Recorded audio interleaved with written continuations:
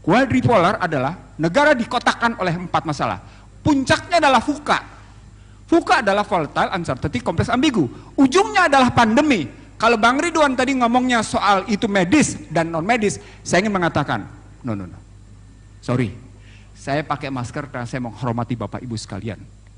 Tapi dalam perspektif saya, sebagaimana tulisan saya 27 Januari 2020, ini pekerjaan di mana pertarungan antara the smallest and the secret society belum selesai melawan Cina. Kalau cerita drone, ada 3 peristiwa penting drone terjadi. Pertama adalah bagaimana drone Amerika digusur habis-habisan, dibongkar di Laut Cina Selatan, dan Cina berhasil ngebongkar bahwa pesawat intai tanpa awak telah dilakukan oleh Amerika terhadap Cina. 1. Yang kedua, 2 kilang Saudi dihajar oleh kekuatan drone, hanya permainan yang namanya cyber. Permainan cyber berikutnya lewat drone adalah dihajarnya Qasim Soleimani. Juga dengan drone, juga dengan yang namanya cyber. Pertanyaan saya, kenapa Amerika tidak memutuskan tingkat ketegian dirgantara sebagai batasan cyber?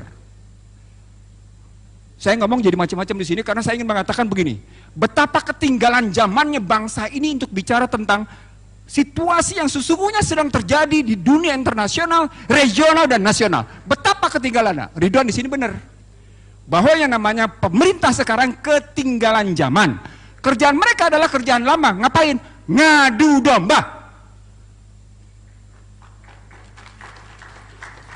Pertanyaan berikutnya, kalau kita sadar mereka ngadu domba, kekuatan apa yang kita punya agar mereka tidak ngadu domba? Bapak sekalian, maaf, secara legal ada 2 pernyataan yang mengganggu bagi saya. Pertama, dituangkan dalam RPJMN 2014-2019 bahwa ada kelompok yang melakukan sikap intoleran. Pertanyaan, siapa yang intoleran? Kenapa dituang dalam RPJMN? Kenapa dituang dalam RPJMN bahwa ada kelompok intoleran? Yang kedua, yang ketiga, sekarang kita ambil RPJMN 2024. Ada kelompok yang dinyatakan selalu berpikir tentang kegaduhan. Kalau itu dilihat dalam cerita sejarah, dia lupa. TNI ketika mempertahankan negeri ini, kerjasamanya adalah dengan umat Islam. Sama seperti ketika tahun 99, Baratlah yang menyatakan cuma tinggal 2 kekuatan yang masih bisa mempertahankan Indonesia. TNI dan Islam. Setelah TNI, balik ini maaf ya karena ini omongan saya dengan beberapa tokoh jenderal sampai akhirnya di tempat bawa saya menggugat tentang Sabta Marga. Satu-satunya sipil saya gugat Sabta Marga di tempat Prabowo Subianto karena saya begitu risaunya saya melihat situasi. Kemarahan saya sebagai satu-satunya sipil di hadapan para jenderal itu yang mengatakan, kemana para tentara itu yang kemudian malah sibuk dengan kekuatannya sendiri. Ini beberapa jenderal, bukan 1, 13 jenderal saya ingat betul. Saya bilang, Bapak sekalian, negeri ini dipertahankan oleh 2 kekuatan. Kekuatan Islam, para ulama, dengan kekuatan TNI. Bahkan sampai dengan 99. Lalu ketika masuk ke dalam situasi sekarang, di mana Islam diobok-obok, TNI dikacaukan dengan cerita menurunkan baliho. Kok mau TNI nurunin jabatannya? TNI telah diturunkan jabatannya sedemikian rupa dari peta mempertahankan keamanan sampai akhirnya ikut bicara tentang ketentraman. Kok turun perannya? Bukankah itu menurunkan kelembagaan? Bapak sekalian, saya naikin sedikit. Maaf, saya naikin sedikit. Kita punya Unhan. Kita punya Unhan, di mana posisi Unhan melakukan kajian-kajian strategis bahwa yang sedang terjadi adalah pemecah belahan. Maaf, telinga saya nggak dengar sama sekali.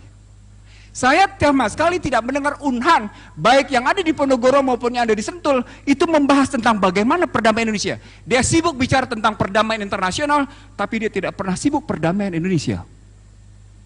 Itu yang namanya Unhan itu. Ini saya kritik karena beberapa profesornya saya tahu kerjaannya ngapain.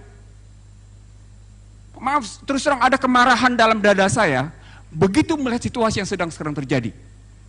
Nah, Bapak sekalian, sebagai penutup, kita tidak akan bisa mendekat dengan damai, sejuk, tentram, dan aman selama sumber daya alam, produksi, distribusi, dan keuangan tidak sungguh-sungguh tunduk pada konstitusi,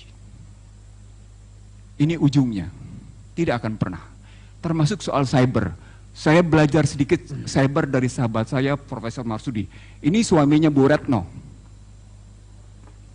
Saya harus umumkan, ini suaminya Bu Retno. Jadi nggak apa-apa, tapi saya tahu persis cara berpikir dia objektif. Cara berpikir sahabat saya satu ini objektif. Jadi kalau kita berpikir sampai sejauh itu, maka sesungguhnya yang disebut dengan proxy and neocortex war, dia berarti ibarat orang bodoh. Ibarat orang bodoh masuk ke kancah peperangan. Dia punya senjata paling konvensional sampai dengan senjata paling mutakhir. Itulah neocortex war dan proxy war. Untuk orang tertentu dia pakai senjata paling konvensional. Untuk orang-orang tertentu dia pakai senjata paling mutakhir. Bapak sekalian, saya tidak bicara di tempat ini. Saya bicara di lembaga penegak hukum. Joko Widodo sukses mengamankan dirinya lewat COVID-19. Itu saya sampaikan bulan Januari 2020 dan ternyata dilakukan. Apa artinya? Artinya sesungguhnya dia mengidap kegagalan. Sayangnya ketika pada Januari 2017 Rizik Muhammad Syihab mengundang untuk rekonsiliasi dan berdialog, hingga hari ini dia tolak. Saya tidak tahu apakah itu yang namanya Joko Widodo yang menolak atau timnya, saya tidak tahu. Tapi yang catatan saya, sejak yang namanya Juni 2017 hingga hari ini sesungguhnya, seorang Rizik Muhammad Syihab itu sesungguhnya, itu mengundang untuk terbuka berdialog. Dalam dialog saya misalnya dengan Rizik misalnya, di Mekah, ayo kita dialog untuk rekonsiliasi. Dalam pandangan saya, itu berarti, kalau dalam buku saya menyebut ada 7 variabel, itu berarti memang ada sekelompok orang yang begitu kuat sedang mempertahankan kepentingan kelompoknya, kepentingan dirinya. Saya jawab Bapak sekalian, apa itu? Ternyata secara akademik saya berhasil membuktikan, Undang-Undang HIP tidak variabel tunggal. RUU tentang HIP bukan variabel tunggal. Dia punya riwayat panjang, yang kemudian, ini dalam roadmap-nya, saya coba bangun roadmap-nya, terbukti. Nah, itu berarti kita masih punya tantangan. Bang Mizar, saya panggil Pak Mizar dengan abang, karena kedekatan saya dengan beliau, tadi sudah disebut. Saya ingin mengatakan, Bang, kita punya tantangan besar. Bagaimana menghentikan Ekasila ini?